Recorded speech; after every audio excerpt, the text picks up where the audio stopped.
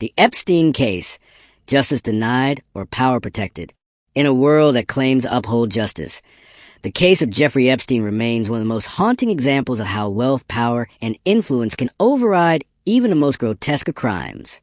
Jeffrey Epstein, a convicted sex offender and alleged sex trafficker of minors, was mysteriously found dead in his jail cell in August 2019 while awaiting trial. Officially declared a suicide, the circumstances surrounding his death ignited a firestorm of speculation. Broken cameras, sleeping guards, and a prison cell that conveniently failed to prevent the most watched prisoner in America from ending his life.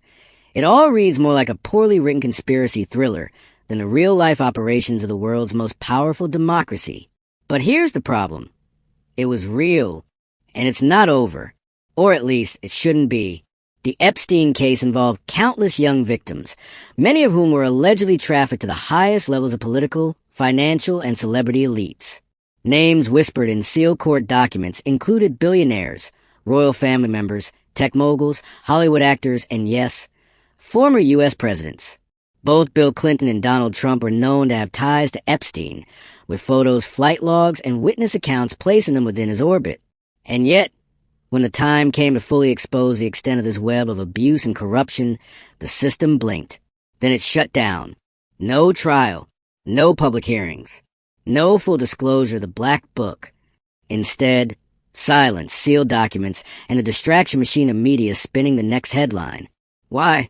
Could it be because someone like Donald Trump, a man who rose to the presidency despite dozens of allegations of sexual misconduct, had more to lose than just reputation?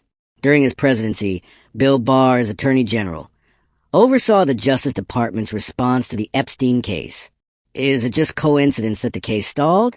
That Ghislaine Maxwell, Epstein's known accomplice, was quietly tried behind closed doors with no major names exposed and no meaningful fallout? It seems the United States isn't as immune to elite corruption as it claims. The Epstein case is not just about one man.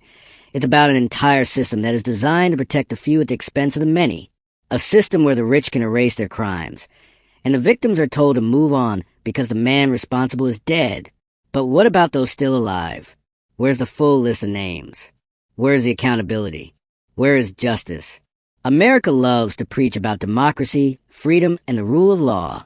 But when the powerful are involved, it seems the rules bend or vanish entirely. The Epstein case is not over because the truth was never told. It was buried. And until the victims see true justice and the full network of abuse is revealed, the shame will remain, not just on those who participated, but on the system that let it happen. Because in the end, the biggest joke isn't on the perpetrators. It's on all of U.S. who believe the system would actually do something about it.